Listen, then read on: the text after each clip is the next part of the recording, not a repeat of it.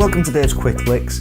We're going to be going through a number of licks with you, and then we're going to be putting them all together in a solo so you can hear how they sound in a musical setting. I'll be talking you through the licks note by note. If you want the tabs or the backing track, or the tabs and the backing track, you can go into the description box below. You can also go to the link below where you can see the full solo where we use all the licks.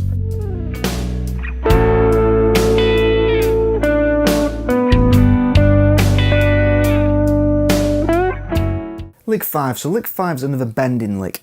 So we're going to be playing the 9th fret on the G string with your 3rd finger, and you're also using the other 2 fingers to support that because that's the one that's going to be doing the bending. So use those 2 as a bit of an anchor to really help you push up the notes. But remembering that with bending technique, you're actually twisting the wrist quite a lot as well. So you're not really using the fingers fully, but having those fingers there does help to push that note up. While we're doing that bend, we're also playing the little finger on the 10th fret on the B string. So you try and play those 2 at the same time whilst bending that 9th fret up. Now that could be a bit tricky to do at first, so I'd recommend just taking that section and just keep practicing just bending that up until you can hear it go into tune.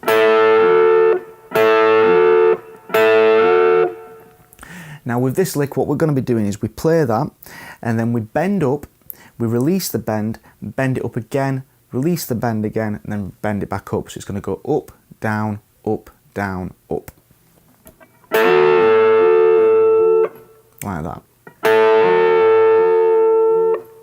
And again, just keep practicing that up and down because it can be quite tricky to get the notes to sustain that long at first. So just remember to really push into the guitar neck.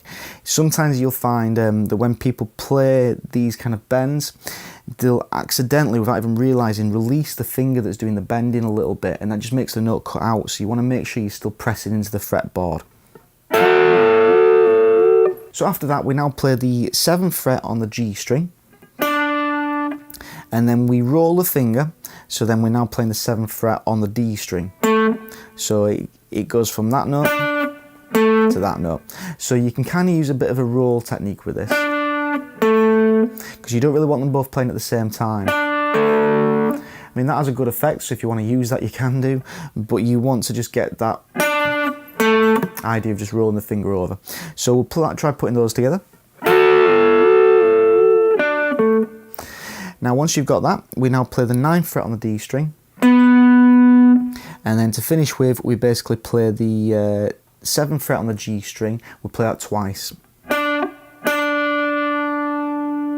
Now sometimes on that first note I play, I do slightly bend it down, so I'm not actually pitching it to anything, I'm just using what they call a microtonal bend, so I'm just kind of bending the notes so it goes slightly out of tune. And then add some vibrato to the last note. So all that together should sound like this.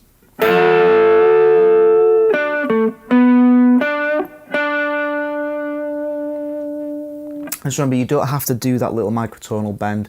It's just sometimes I find I just do it. So it's always a nice little trick to have in your arsenal. So when doing like little stops like that, sometimes it's nice just to get a little tiny bit of a bend on the note, which is quite a bluesy thing to do.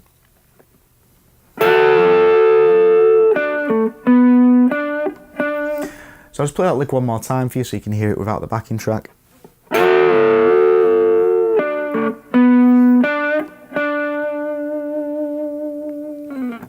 And I'm going to play that with the backing track so you can hear how it sounds in context.